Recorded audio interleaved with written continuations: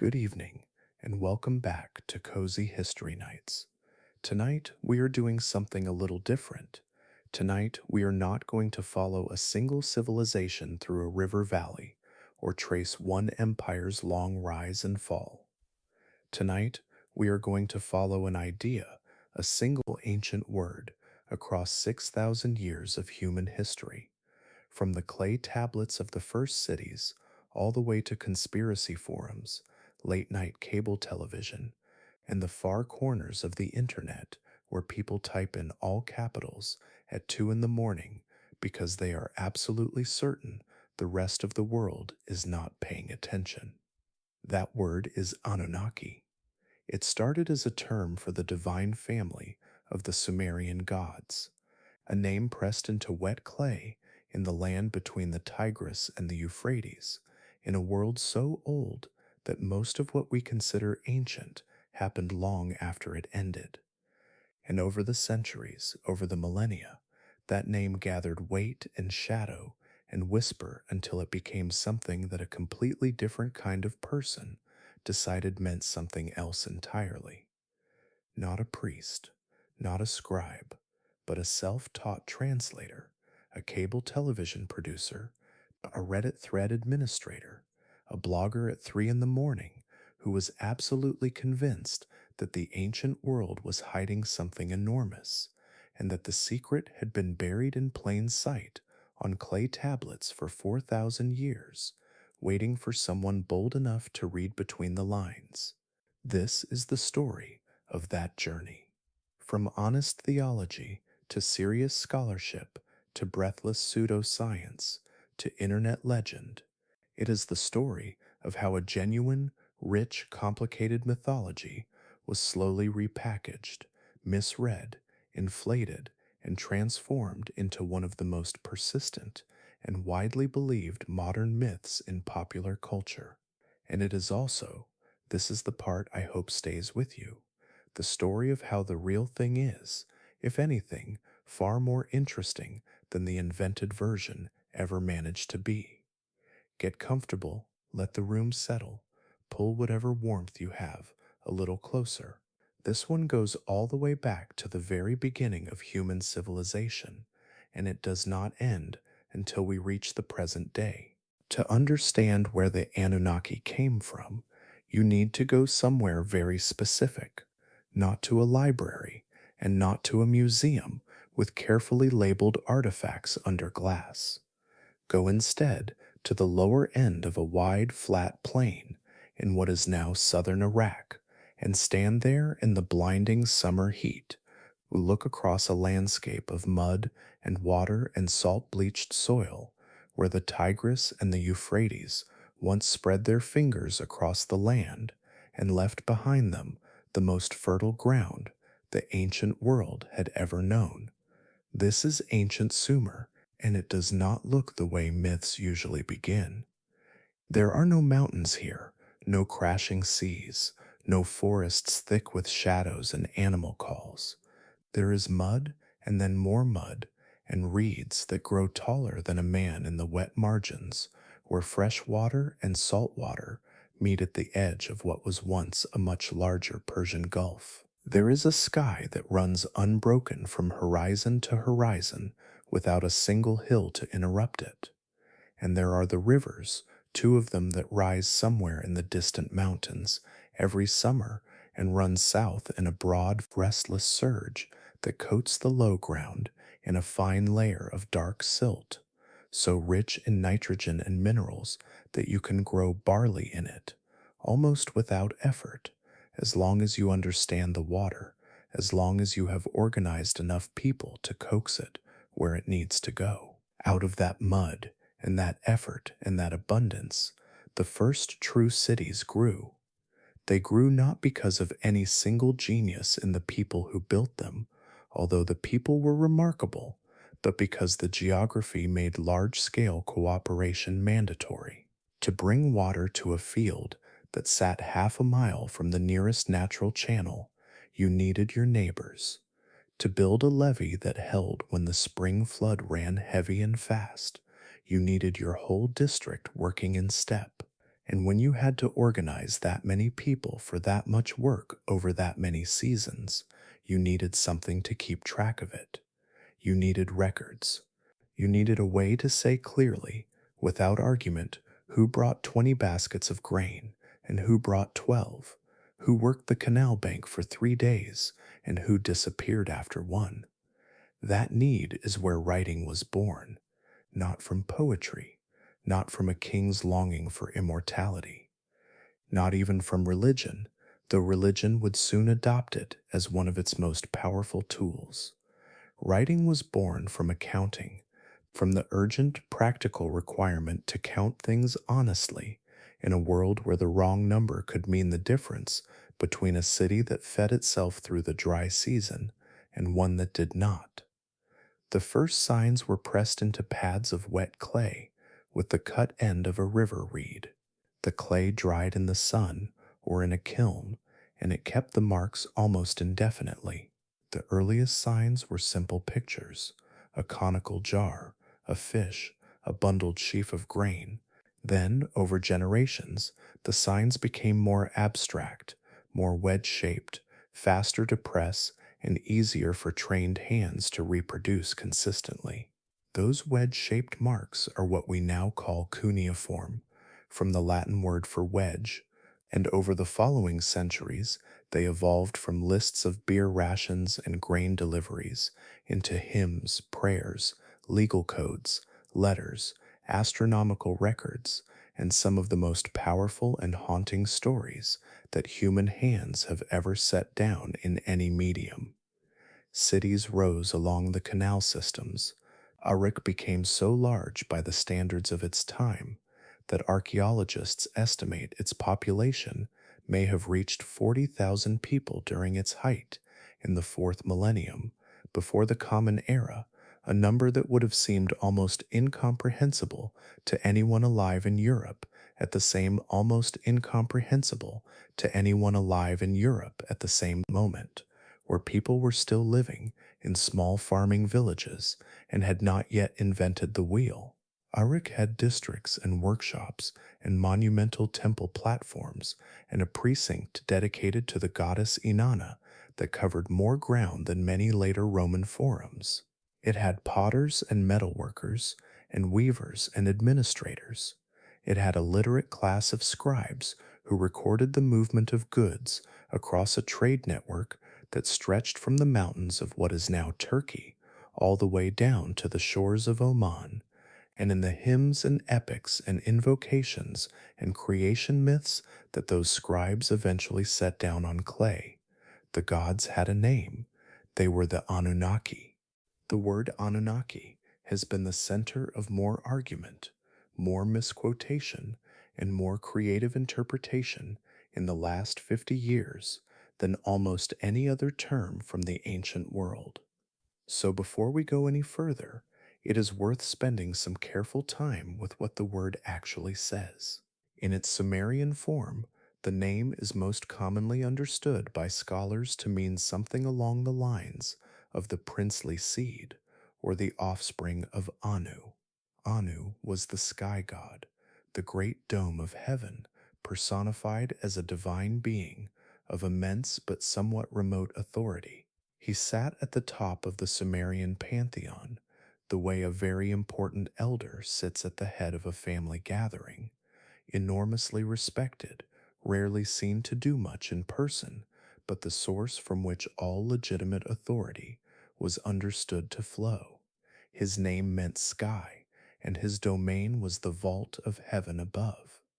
The Anunnaki, then, were his children, or more broadly, and perhaps more accurately, they were the high gods of the Sumerian divine family, the senior beings who together formed something very much like a divine court or council. In different compositions and different periods, the number of named Anunnaki varies. In some texts, 7 of them are invoked as the most powerful. In others, the number swells to hundreds. But the core idea remains stable across the centuries. These are the great ones who govern the fundamental structures of existence, who meet in assembly and decree what will happen in the world below, and whose decisions, once made, are binding in a way that no human authority can overturn. Think of them less as individual supernatural beings in the way later traditions imagined gods, and more as a divine administrative body, a cosmic bureaucracy staffed by beings of immense power who had very specific portfolios and very clear ranks. Enlil, the lord of air and wind and the force of authority, governed the middle world, the earth, the cities, the fields, the seasons. Enki, whose name in the later Akkadian language became Ea, was the lord of the fresh waters beneath the earth, the vast underground reservoir the Sumerians called the Abzu. He was also the god of wisdom, craft, and cleverness, the divine problem solver who showed up whenever the rest of the council had painted themselves into a corner. Ninhursag was the Great Mother, the Lady of the Sacred Mountain, the goddess who presided over birth and growth and the vitality of all living things. Inanna, called Ishtar in Akkadian, was the goddess of love and war, a combination that felt entirely natural to a people who understood that both could overturn a city in a single season. The Anunnaki were not distant or abstract. Sumerian art shows them wearing horned crowns to signal their divine rank. They appear in scenes of banqueting and procession, carrying the rod and ring that symbolized measured authority, sitting on thrones while human kings approach with empty hands and downcast eyes. They ate offerings. They wore clothing. They had preferences and feuds, and moments of mercy and moments of terrible severity. They were imagined as an idealized, enormously powerful version of the kind of royal court a Sumerian king might actually inhabit, because that was the most useful way to think about them. A farmer who needed rain could address Enlil the way a petitioner might approach a powerful governor. A merchant who wanted safe passage on the water could leave a jar of beer at Ensi's shrine, the way one might leave a gift for a high official's favorable attention. The name Anunnaki also occasionally appears in a different register entirely. In texts dealing with the underworld, the great realm of the dead, ruled by the grim goddess Ereshkigal, 7 beings called the Anunnaki serve as judges. They sit in the darkness and pronounce verdicts on the souls of the dead with no appeal and no reconsideration. The same name carries a celestial meaning in heavenly mythology and an underworld meaning in funerary texts. This flexibility is not a contradiction. It reflects the Sumerian understanding that the same great powers oversaw fate in every dimension of existence, above the earth, on its surface, and in the silent depths below. All of this is attested across hundreds of surviving clay tablets, from sites including Nippur, Uruk, Lagash, Ur, and others. It is part of one of the richest and most coherent ancient religious traditions that humanity has ever produced. And it would have stayed quietly in the hands of scholars and archaeologists and Assyriologists, those patient specialists who spend decades learning to read wedge marks in dead languages, if not for a series of events that began in the middle of the 19th century, in a building on Great Russell Street in London, and then accelerated through the 20th century in ways that nobody could have predicted. The story of how the ancient world came back to light is one of the great adventure stories of intellectual history, and it begins not with a famous professor, but with a young man who worked in a banknote engraving firm and spent his lunch hours in the reading rooms of the British Museum. His name was George Smith, and he was born in 1840 in Chelsea, London, into a working-class family with no formal education to speak of beyond what the local schools offered. He learned engraving and took a job at a company called Bradbury and Evans, where he worked on the fine detailed printing required for currency. But in the great museum, not far from his workplace, something was happening that George Smith found irresistible. Throughout the 1840s and 1850s, British excavators working at the ruins of Nineveh, the ancient Assyrian capital near modern Mosul in Iraq, had been shipping home enormous quantities of material, carved stone reliefs, colossal winged bull sculptures, and tens of thousands of clay tablets from the great library of the Assyrian king Ashurbanipal, who had reigned in the 7th century before the Common Era. Ashurbanipal was, among other things, one of the ancient world's most enthusiastic collectors of literature. He had sent scribes throughout Mesopotamia to copy every important text they could find: myths, omens, hymns, medical texts, astronomical records, and bring them back to Nineveh in duplicate. The resulting library, when excavated by Austin Henry Layard and his successors, turned out to contain an almost unimaginable wealth of cuneiform tablets covering almost every aspect of Mesopotamian intellectual and religious life. The tablets arrived in London in crates and sat in the museum in a state of magnificent disorganization for years. A scholar named Henry Rawlinson had been doing the fundamental work of deciphering cuneiform since the 1830s and 1840s. Working from a great trilingual inscription carved into a cliff face at Behistun in western Iran, which recorded a royal proclamation in 3 languages, including Old Persian, a language that could be approached through known linguistic relatives, alongside Babylonian and Elamite. Rawlinson's work, combined with the contributions of other scholars across Europe, had cracked the cuneiform system widely enough by the 1850s and 1860s that trained readers could work through many of the Assyrian tablets. George Smith taught himself to read them. He came to the museum on his lunch hours, studied the tablets in the collections, read everything the scholars had published, and taught himself Akkadian cuneiform with a dedication that the museum's professional staff eventually found impossible to ignore. By the mid-1860s, he was doing serious work on the tablets, and the museum offered him a paid position to continue.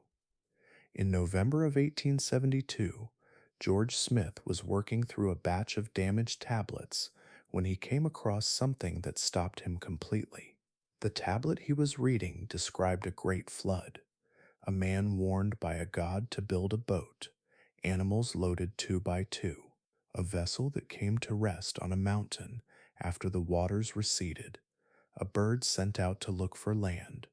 It was not identical to the story of Noah's Ark in the book of Genesis, but it was recognizably, unmistakably, the same story in an older form, a form that predated the Hebrew Bible by centuries, possibly by more than 1,000 years.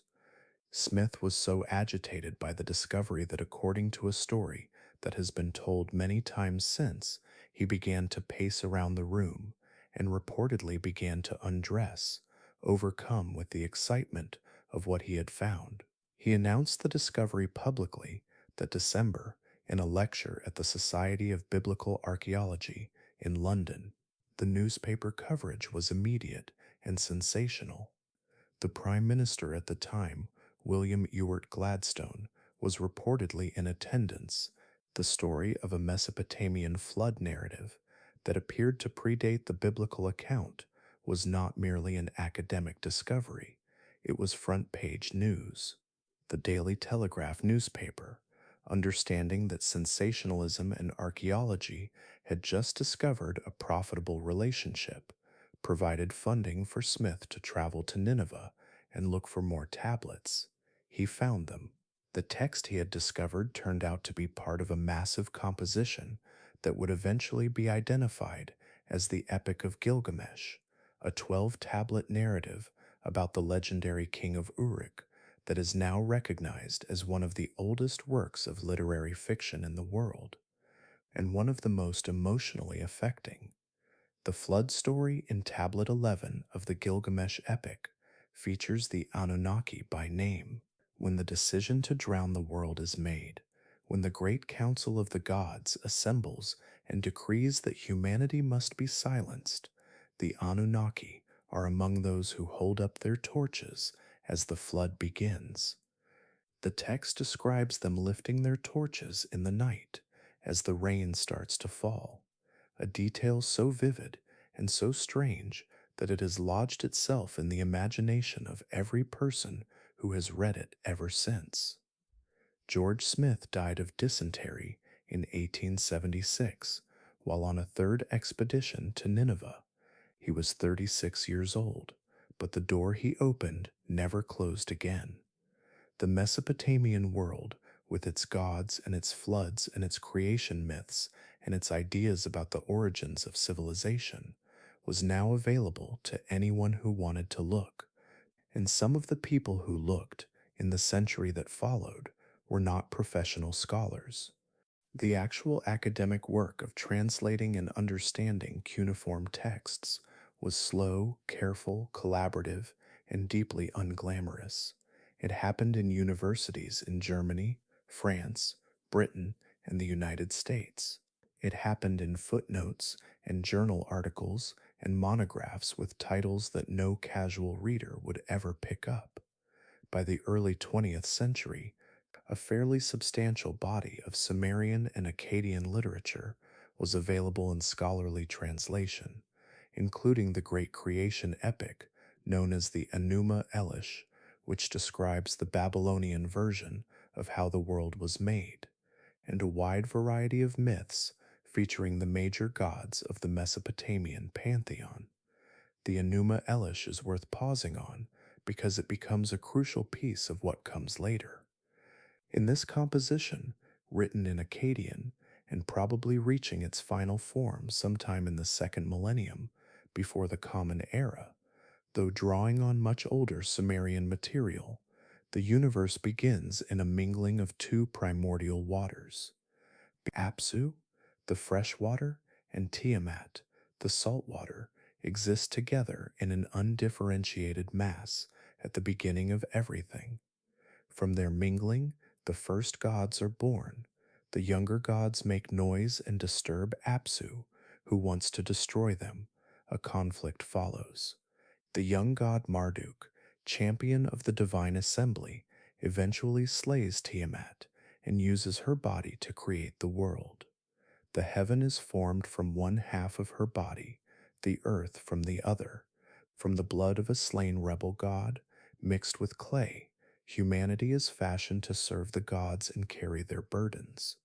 Scholars recognized immediately that this story shared structural similarities with the creation narrative in Genesis.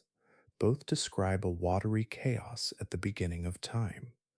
Both describe the formation of the sky and the earth from a division of primordial matter. Both culminate in the creation of humanity. These parallels sparked a debate that ran through the late 19th and early 20th centuries about the relationship between Mesopotamian mythology and the Hebrew Bible, a debate that was serious, substantive, and ongoing in academic circles long before popular writers got hold of it.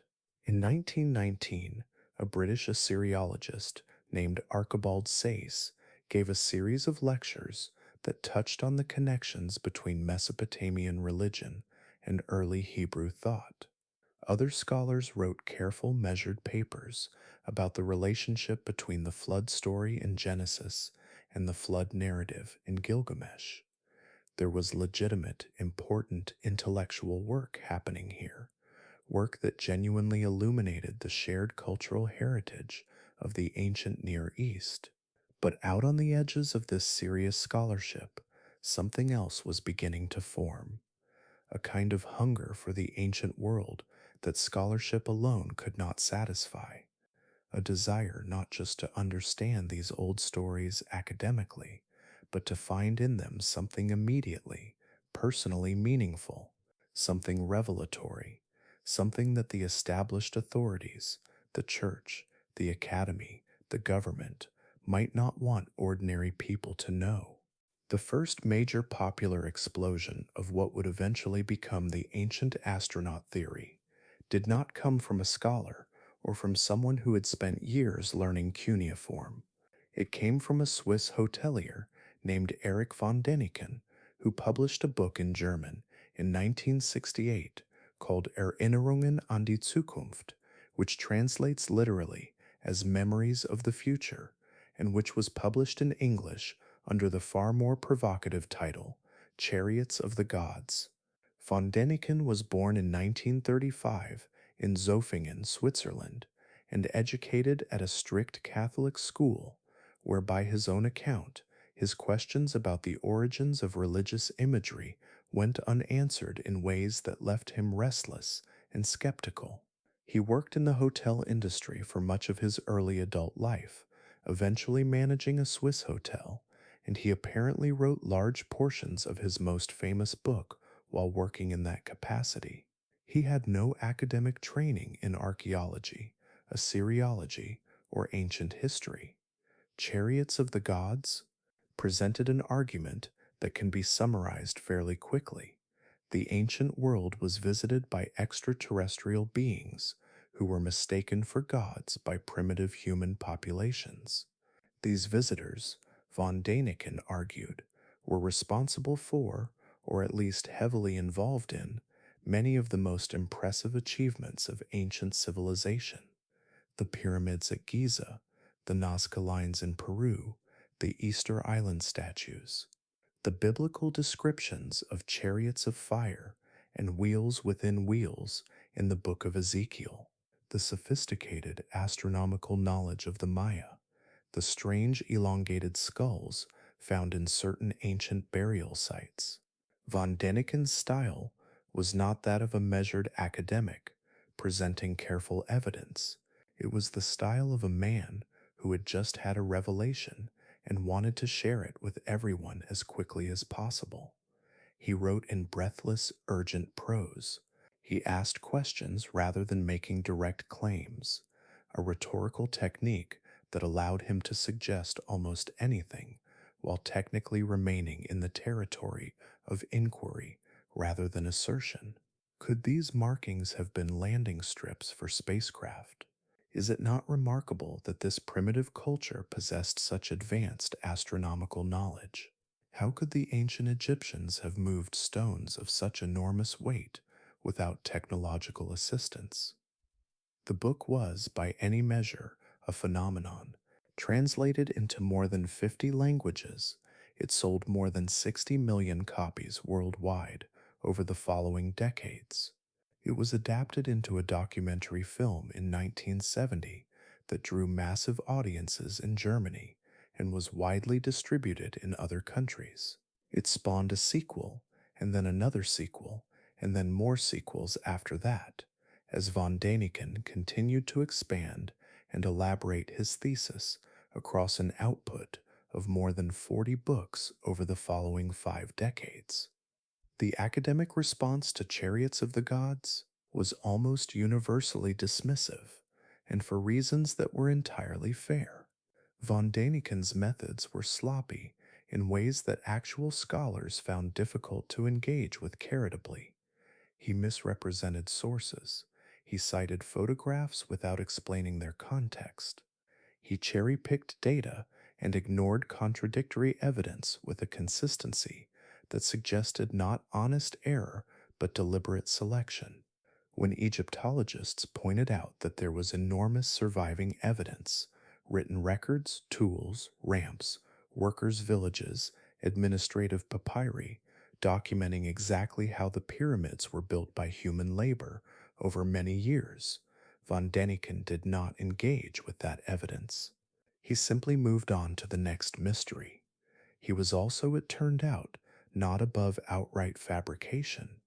A 1973 investigation by the American journalist and author Ron Story revealed that at least some of the photographs von Däniken had included in his books as alleged evidence of ancient astronaut contact were not what he claimed them to be. One famous image that von Däniken described as an ancient man Piloting a spacecraft was eventually identified by scholars as a carved Maya relief from the sarcophagus lid of the ruler Pakal at the site of Palenque in Mexico, a conventional royal funerary image whose iconography made complete sense within the established framework of Maya, religion and cosmology, and which showed Pakal descending into the underworld at the moment of his death, surrounded by symbols of the world tree and the corn god. The only spacecraft in the image existed in von Däniken's imagination, and yet the book sold 60 million copies. This is worth sitting with for a moment, because the gap between the quality of the evidence and the scale of the cultural impact is so enormous that it demands some kind of explanation. Why did so many people find this idea compelling? Why did it land the way it did in the late 1960s specifically? Part of the answer is timing. 1968 was a year of extraordinary upheaval. Assassinations, the Prague Spring, the Tet Offensive, student uprisings across Europe and America. Institutional authority of all kinds was under pressure. The idea that official history was incomplete, that the academic establishment was either wrong or hiding something, resonated with a generation that was discovering, in the most painful possible ways, that the authorities it had been taught to trust were fallible and sometimes corrupt. Von Däniken offered the same anti-establishment energy applied to prehistory.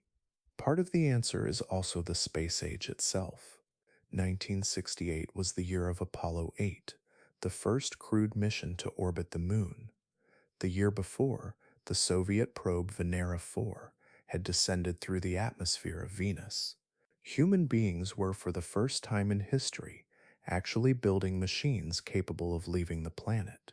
In that context, the idea that other beings, far more advanced, might have done something similar thousands of years earlier and visited Earth in the process felt less like fantasy and more like an obvious extrapolation. If we can go to space now, why couldn't someone else have come here then? And part of the answer, quite simply, is that ancient ruins are genuinely awe-inspiring, and the truth about how they were built, human ingenuity, human labor, human creativity developed over thousands of years of accumulated knowledge, is somehow less emotionally satisfying to some people than the idea that something from outside this world was involved. There is a subtle but persistent insulting irony in the ancient astronaut theory that its proponents never seem to notice. The implicit claim that ancient, non-European peoples could not have achieved what they achieved without outside help has been noted by scholars and critics as a form of intellectual colonialism, a refusal to credit the full capacity of non-Western civilizations. But von Däniken's version of the theory, as sprawling and careless as it was, did not specifically focus on the Anunnaki. It touched on Sumerian mythology in passing, among dozens of other ancient traditions. The person who took the Anunnaki and turned them into the centerpiece of a fully elaborated ancient astronaut mythology, the person whose version of the story would dominate everything that came after, was a self-taught Sumerian translator born in Baku in 1920 and raised in Israel. His name was Zecharia Sitchin. Zecharia Sitchin published his first and most influential book, The 12th Planet, in 19. It was the opening volume of what he called the Earth Chronicles series, which would eventually run to 7 main volumes plus several companion books, published over more than 3 decades and selling millions of copies worldwide. Sitchin died in 2010 at the age of 90, having spent the last 4 decades of his life as the world's most prominent and most controversial interpreter of Sumerian mythology. Unlike von Däniken, Sitchin presented himself not as a speculator, but as a scholar. He claimed to read Sumerian, Akkadian, Biblical Hebrew, and other ancient Near Eastern languages, and he spent considerable effort in his books presenting what looked like philological arguments, close readings of specific ancient words and phrases. Attempts to show that certain Sumerian terms had been mistranslated by conventional scholars, and that a more careful reading would reveal the presence of extraterrestrial beings in the ancient texts. The central argument of the 12th planet goes roughly like this. Our solar system contains a 12th planetary body. Sitchin counted the sun and moon as planets, which actual astronomers do not, that orbits the sun in a vast elliptical path that brings it close to Earth only once every 3,600 years. Sitchin called this planet Nibiru, a name taken from Babylonian astronomical texts, where it appears as a term associated with the planet Jupiter or with a specific celestial crossing point. On this planet, Sitchin argued, there lives a race of beings called the Anunnaki. These beings are essentially humanoid, tall, long-lived, technologically advanced in ways that would look like magic to ancient humans, and approximately 450,000 years ago, when their planet's orbit brought them close enough to Earth, they came here. Why did they come? According to Sitchin, Nibiru's atmosphere was deteriorating, and the Anunnaki needed gold to repair it, specifically to create a protective shield of gold particles suspended in the atmosphere. Gold, as it happens, exists in abundance in certain parts of Earth's crust. So the Anunnaki established a colony. They mined the gold in southern Africa and transported it to a refining and processing center in the ancient Near East, specifically in what would become Mesopotamia. For hundreds of thousands of years, a class of lower-ranking Anunnaki called the Igigi performed this mining labor, and everything was manageable. Then the Igigi revolted. They were tired of the hard work, the endless shift rotations, the conditions in the mines. They went on strike. The senior Anunnaki, faced with a labor crisis, convened their council and decided on a radical solution. They would create a new worker species, one capable of performing the mining labor, but biologically limited enough to remain controllable. This is where humanity enters the story. According to Sitchin's reading of the Atrahasis epic, the Babylonian poem about the creation of mankind, the god Enki took the genetic material of the Anunnaki and combined it with that of a pre-existing hominid species already living on Earth, creating through what Sitchin described as genetic engineering, a hybrid being capable of work but not of independent reproduction. This being is the Lulu, the Sumerian word for worker, and it is, in Sitchin's reading, the origin of modern Homo sapiens. Not the result of millions of years of evolution by natural selection, the result of alien genetic modification approximately 300,000 years ago for the purpose of mining gold.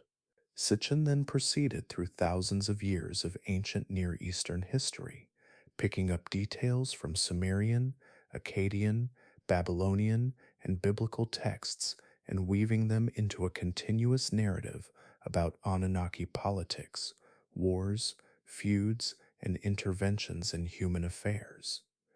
The flood described in Gilgamesh and in Genesis was not a natural event. It was a deliberate act of the Anunnaki Council, specifically of Enlil, who had grown tired of humanity's noise and numbers and decided to use a naturally occurring polar ice cap shift to wipe the slate clean. Enki, more sympathetic to his creation, warned one man, called Ziusudra in Sumerian, Utnapishtim in Akkadian, and Noah in Hebrew, to build a boat and survive. The biblical patriarchs were extraordinarily long-lived because they interbred with the Anunnaki.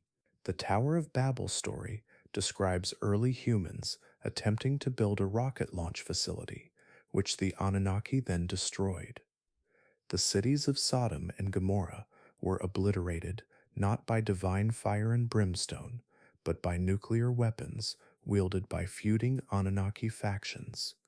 The Sphinx at Giza was built by the Anunnaki as a landing beacon for their spacecraft, and so on through every major event in ancient history. The Earth Chronicles series extended this framework through subsequent volumes: The Stairway to Heaven, The Wars of Gods and Men, The Lost Realms, When Time Began, The Cosmic Code, and The End of Days. Each book added new layers, new claims, new readings of ancient texts. Sitchin's output was prolific and remarkably consistent in its internal logic, which gave the whole enterprise a feeling of completeness that was genuinely impressive if you came to it without a background in the relevant ancient languages. The problem, and it is a large and fundamental problem, is that the argument depends almost entirely on Sitchin's translations, and those translations were, by the consensus of every credentialed Assyriologist and Sumerologist who examined them, wrong, not slightly wrong, not wrong in minor details, wrong in ways that suggest either a very shallow understanding of how these languages actually work, or a deliberate willingness to reshape meanings to fit a predetermined conclusion. The most thorough and accessible demolition of Sitchin's linguistic claims was carried out by a scholar named Michael S. Heiser, who holds a doctorate in Hebrew Bible and Semitic languages from the University of Wisconsin-Madison.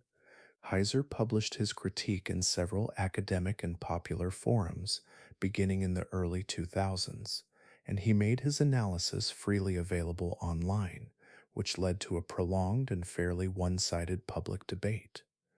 Heiser's core argument was simple. He challenged Sitchin, and then, after Sitchin declined to respond directly, Sitchin's followers to produce a single Sumerian or Akkadian text in which the Anunnaki are described as coming from another planet, not a text that could be interpreted that way with creative translation, not a text that uses vocabulary that Sitchin claims means extraterrestrial origin, an actual text in context with standard scholarly translation that says the Anunnaki are beings from space. No such text was ever produced because no such text exists. Heiser went through Sitchin's translations in methodical detail. He showed that the Sumerian word Sitchin, translated as rocket ship, was a perfectly ordinary word for a type of ritual vessel. He showed that the planet Nibiru, in actual Babylonian astronomical texts, is not described as having a 3,600-year elliptical orbit, and is not the home of any gods. It appears as a term for the planet Jupiter in some texts, and as a reference to a celestial crossroads, point in others, with no accompanying story about inhabitants or mining expeditions. He showed that the Sumerian phrase Sitchin, used to argue for Anunnaki genetic engineering of humans, was a metaphorical expression about divine creative power, rendered in fairly standard mythological language that had been used to describe divine creation in dozens of other ancient Near Eastern contexts, without anyone suggesting it referred to literal biology. Heiser also pointed out a structural problem with Sitchin's entire method. Sitchin frequently claimed to be correcting the errors of conventional scholarship, to be reading the ancient languages more accurately than the trained specialists. But when you examine his actual translations against the established lexicons, the great collaborative scholarly dictionaries of Sumerian and Akkadian that represent the accumulated work of hundreds of specialist scholars over more than a century, what you find is not that Sitchin is reading the texts more carefully. What you find is that he is assigning meanings to words that those words simply do not have in any attested usage. This is not an obscure technical point. It is the foundation of everything. If your entire argument rests on the claim that specific ancient words mean specific things that no trained linguist agrees they mean, you do not have a scholarly argument. You have a creative interpretation that looks like a scholarly argument, but is not one. And yet the 12th planet has sold millions of copies. The Earth Chronicles series remained in print for decades. Sitchin was a regular on the conference circuit, addressing large and enthusiastic audiences in venues ranging from university halls to New Age retreats until his death in 2010. His ideas did not remain confined to his books, they spread. One of the stranger tributaries flowing out of Sitchin's work was the Nibiru catastrophe theory, which took on a life entirely independent of its source material and became, particularly in the early 2000s and then again around the year 2012, a genuine mass media event. The key figure in this development is a woman named Nancy Leiter, who began publishing a website called Zeta Talk in 9. Leiter claimed and continues to claim that she is in regular contact with extraterrestrial beings from the star system Zeta Reticuli, who communicate with her through a device implanted in her brain. According to Leiter, her Zetan contacts informed her that a rogue planet was on a collision course with Earth, that the resulting catastrophe would cause the Earth's rotation to stop and its crust to shift, and that this event was imminent. Her original prediction was that Nibiru would pass close enough to Earth to cause mass destruction in May of 2003. She advised her followers to make preparations, which for some of them included putting down their pets so they would not have to suffer through the coming catastrophe. May 2003 passed without incident. Leader did not acknowledge the failure of the prediction in any meaningful way. Instead, she offered a series of explanations. She had given false information intentionally to confuse the establishment. The passage had been delayed, the date had been misunderstood, and continued publishing new predictions. When 2003 passed without catastrophe, the Nibiru narrative drifted and reconfigured itself around another upcoming date, December 21st, 2012, which had gained enormous pop cultural traction as a supposed Mayan end-of-the-world prophecy. Books, films, websites, and cable television specials built an entire industry around the idea that the ancient Maya had somehow predicted the end of the world on that specific date, and the Nibiru theory was absorbed into this broader doomsday economy as a plausible physical mechanism for the predicted catastrophe. NASA addressed the Nibiru question directly and repeatedly in the years leading up to December 2000. Astronomers pointed out the basic physical problem: a rogue planet large enough to cause the kind of destruction Leader and others described would have been visible to the naked eye for years before its arrival. Every amateur astronomer on Earth, every backyard telescope, would have detected it. The night sky is photographed by hundreds of thousands of people every clear night. A rogue planet the size of Jupiter moving into the inner solar system would be impossible to conceal. The fact that no such object had been observed was not evidence of a cover-up. It was evidence that no such object existed. December 21st, 2012 passed without incident.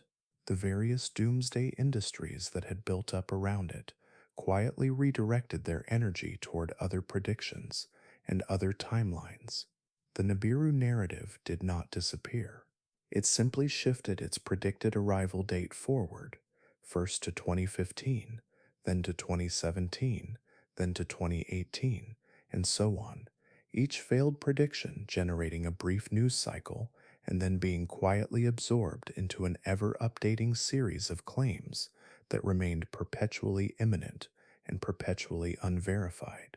As of the present day, NASA and the broader astronomical community continue to categorically state that there is no evidence of any undetected large planetary body in the inner solar system, and that the physical constraints of orbital mechanics and observational astronomy make the concealment of such an object effectively impossible. Running parallel to the Sitchin tradition, and eventually intertwining with it in complicated ways, is a different strand of Anunnaki mythology associated with the British author and former sports presenter David Icke. Icke came to conspiracy theory from an unusual direction. He had been a professional goalkeeper for Coventry City and then Hereford United, cut short by arthritis at a young age, and had then built a successful career as a sports broadcaster and presenter for the BBC.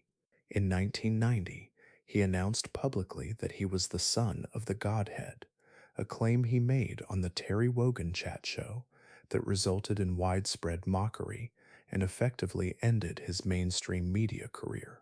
He subsequently traveled to Peru, had what he described as a spiritual awakening, and began developing the theoretical framework that has occupied him ever since. By the mid 1990s, Icke had developed and was actively publishing what he described as the truth about the control of human civilization. The central argument of his worldview, as developed across many books beginning with The Robots' Rebellion in 1994 and The Biggest Secret in 1998, is that the world is secretly controlled by a race of shape-shifting reptilian beings who can assume human form. These beings, Icke argues, occupy the highest levels of political power, financial control, and institutional authority in every society on Earth. They are behind every major war, every economic crisis, every large-scale act of social engineering. Icke's reptilian controllers are, in his framework, the Anunnaki, or at least descendants of the Anunnaki, the beings from Nibiru who came to Earth long ago and have been running things from the shadows ever since. The human bloodlines that carry Anunnaki genetics most strongly are, according to Icke, the royal families of Europe, the American political dynasties, the Rothschild banking family, and various other groups that conspiracy theorists have historically targeted. The reptilian bloodlines interbreed to keep their genetic lineage relatively pure, which is why royal families across history have practiced endogamy, marrying within their own class or dynasty, which Icke interprets as evidence of an attempt to maintain the purity of the alien genetic inheritance. It is important to note clearly and without equivocation that Icke's framework is not only scientifically baseless, but carries unmistakable echoes of much older and deeply harmful conspiracy traditions. The idea of a secret group of powerful beings who control world affairs from behind the scenes, who belong to specific identifiable bloodlines, and who can disguise themselves as ordinary humans, is structurally identical to anti-Semitic conspiracy theories that have circulated in Europe and elsewhere since at least the 19th century. Icke and his defenders have consistently maintained that his reptilians are literally reptilian, genuinely extraterrestrial shape-shifting beings, not a metaphor for any human group.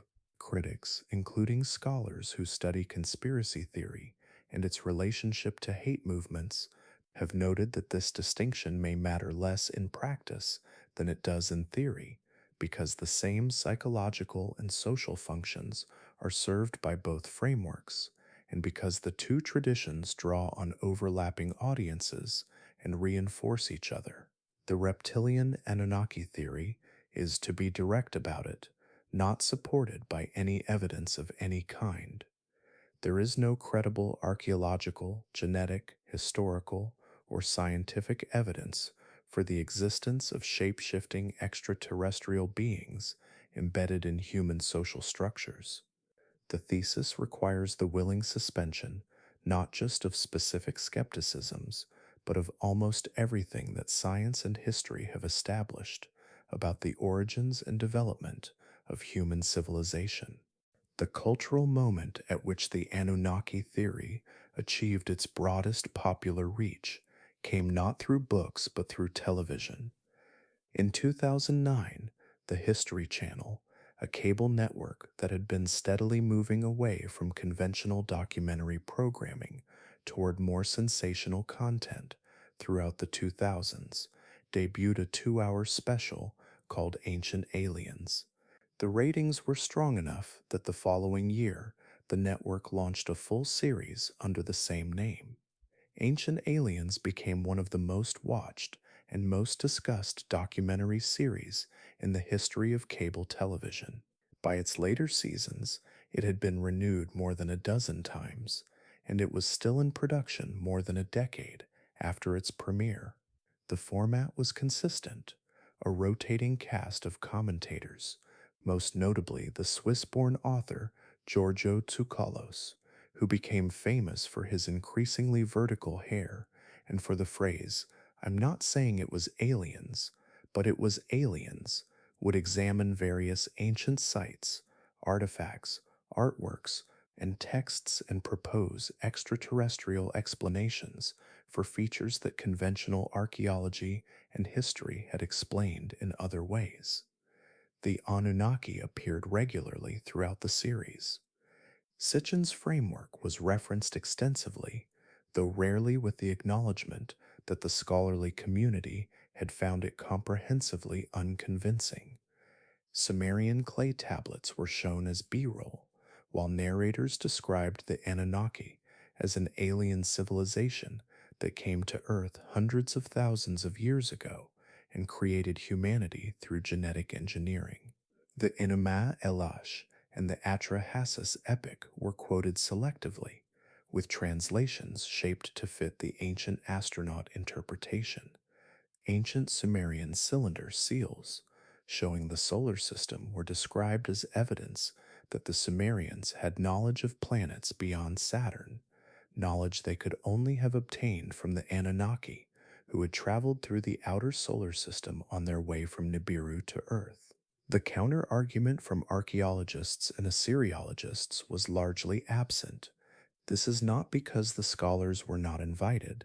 Some were and declined, on the reasonable grounds that appearing on a program that presented fabrication as documentation would lend it a credibility it did not deserve. Others appeared and found their contributions edited in ways that changed their meaning. The show's producers were not attempting to present a balanced account of the evidence. They were producing entertainment that dressed itself in the aesthetic of documentary journalism. The show's cultural impact was enormous, and not entirely negative in some narrow senses. It genuinely did introduce millions of people to the existence of Sumerian civilization, to the reality of cuneiform writing, to the physical existence of sites like Göbekli Tepe in Turkey, Puma Punku in Bolivia, and the ancient city of in Iraq. Many of the viewers who were first drawn in by the alien angle later found their way to serious books and documentaries about ancient history.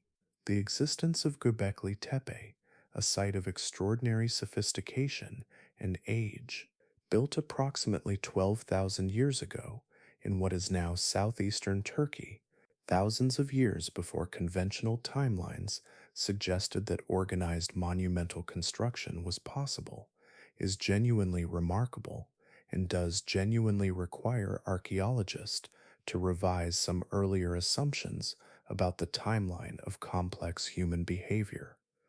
But Göbekli Tepe does not require alien assistance. It requires a revision of what we thought we knew about the capabilities of pre-agricultural humans, which is a very different thing. The site's excavator, the German archaeologist Klaus Schmidt, who worked at Göbekli Tepe from 1994 until his death in 2014, consistently maintained that the site was built by human hunter-gatherers. Impressive evidence of the social and organizational capabilities that existed before settled agriculture, not evidence of extraterrestrial involvement. The ancient astronaut framework, as presented by Ancient Aliens, has a telltale structural problem that becomes clear once you notice it. It is unfalsifiable. Any ancient site that is impressive is taken as evidence of alien involvement. Any ancient text that is strange or metaphorical is taken as a literal description of technology.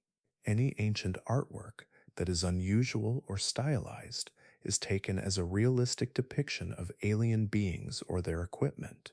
But crucially, no finding or discovery could ever disprove the theory, because the framework is flexible enough to absorb any new evidence by either incorporating it as additional confirmation or dismissing it as establishment misdirection. An unfalsifiable theory is not a scientific theory. It is a belief system that has borrowed scientific vocabulary. If television gave the Anunnaki theory its broadest reach, the internet gave it permanence, flexibility, and a kind of memetic immortality. The transition happened in stages. In the late 1990s, the first Anunnaki websites appeared alongside the first large-scale conspiracy theory forums. Sitchin's books were summarized, quoted, and elaborated on in long threads on early platforms like Usenet, and later on, dedicated forums. By the middle years of the first decade of the 2000s, Sitchin's framework had been absorbed into a broader alternative history ecosystem that also included lost continent theories, free energy suppression conspiracies, and various strands of New Age spirituality. They did not contradict each other, they reinforced each other, sharing the same fundamental premise that conventional science and history were fundamentally incomplete, and that the truth required consulting different sources. The Nibiru catastrophe panic of 2012 was in some ways the high water mark of the Anunnaki internet moment. The combination of the Maya calendar end date narrative, the Sitchin leader Nibiru mythology, and the general atmosphere of apocalyptic anxiety that surrounded the period generated an extraordinary volume of online content. YouTube videos, forum threads, survivalist guides, and earnest discussions of preparations for planetary catastrophe that reached an audience numbering in the hundreds of millions. A 2012 poll found that a non-trivial percentage of Americans genuinely believed the world might end that December, which is a remarkable testament to the cultural penetration of ideas that had originated in a combination of misread clay tablets and a Wisconsin housewife's alleged communications with beings from Zeta Reticuli. After December 2012, the Anunnaki narrative in online spaces fragmented and diversified. The doomsday component lost credibility with the most casual participants, but the broader ancient astronaut framework remained vital and continued to attract new adherents through YouTube, Reddit, Instagram, TikTok, and every subsequent platform. The story evolved to accommodate new concerns and new aesthetics. In some corners of the internet, the Anunnaki became associated with the idea that ancient Egyptian, Sumerian, and Mesoamerican civilizations were all part of a single unified advanced civilization, sometimes called Atlantis, sometimes given other names, whose knowledge was deliberately suppressed after a catastrophe thousands of years ago. In other corners, the Anunnaki became entangled with contemporary political conspiracy theories. The idea that certain elite bloodlines carry Anunnaki genetics, and that these bloodlines secretly control world governments, migrated from Icke's books into broader conspiracy ecosystems.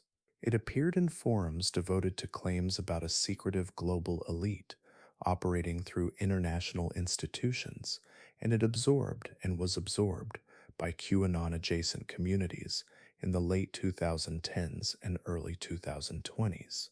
The specific names and mechanisms changed, but the underlying structure, hidden ancient beings of superior power, secretly guiding human history for their own purposes, remained consistent. There is also a more benign and straightforwardly creative dimension to the internet's engagement with the Anunnaki. Science fiction has embraced the mythology enthusiastically. Video games, novels, films, and television series have drawn on the ancient astronaut framework as a rich vein of speculative world building material. The idea of a technologically advanced ancient civilization that created humanity and now watches from a distance, or has been waiting for us to reach the point where contact becomes possible again, is genuinely compelling narrative territory. Stories set in that space do not have to be believed to be enjoyed, and many of the people consuming Anunnaki inspired content in these forms are doing so as entertainment rather than as belief. Hip hop has also developed a significant tradition of Anunnaki references, largely through the influence of the Wu-Tang Clan and affiliated artists who incorporated elements of the 5% Nation's cosmology, which has its own distinctive interpretation of ancient history and racial origins, alongside Sitchin derived ancient astronaut material. This strand of cultural engagement with the Anunnaki is partly aesthetic, partly spiritual, partly a form of radical historical revisionism that uses alternative prehistory as a way to claim a different origin story for certain communities than the one offered by mainstream academic history. There is a particular irony running through all of this that bears attention. The people who have found the Anunnaki mythology most fascinating, who have built entire careers and communities around it, have generally paid very little attention to what the actual ancient sources say. And what the actual ancient sources say is, in almost every particular, more strange, more beautiful, more complicated, and more humanly resonant than anything Sitchin or von Däniken or the producers of Ancient Aliens invented. Consider the descent of Inanna, one of the most extraordinary compositions surviving from ancient Sumer, written in the Sumerian language on tablets dating to approximately 1900 to 1600 before the Common Era, but almost certainly representing traditions far older than that. Inanna, the goddess of love and war, decides to descend into the underworld, the domain of her sister Erishkigal, the queen of the great below. Before she goes, she instructs her minister Ninshubur to seek help from the senior gods if she does not return in 3 days. Inanna passes through 7 gates, and at each gate, the gatekeeper removes one of her divine attributes: her crown, her earrings, her necklace, her breast ornaments, her golden ring, her lapis lazuli rod, her royal robe, until she arrives at the throne of Erishkigal, naked and bowed. The Anunnaki of the underworld, 7 of them, described as judges, look at her with the look of death, speak the word of affliction, and cry out the cry of guilt. Inanna is killed. Her body is hung on a hook. 3 days pass. Her Ninshubur, following instructions, goes to Enlil, then to Nana the moon god, asking for help. Both refuse. She chose to go. It is not our affair. Ninshubur goes to Enki.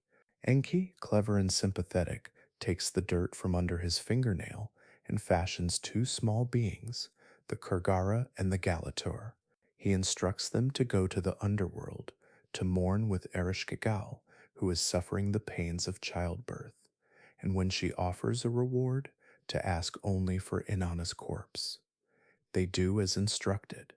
Ereshkigal, soothed by their empathy, grants the request. The corpse is revived with the food and water of life. Inanna ascends. There is nothing in Sitchin's books about this story's emotional architecture. Nothing about the way it explores grief, empathy, the price of ambition, the nature of divine power. Nothing about the extraordinary detail that the beings Enki sends to rescue Inanna succeed not by force or by clever trickery, but simply by sitting with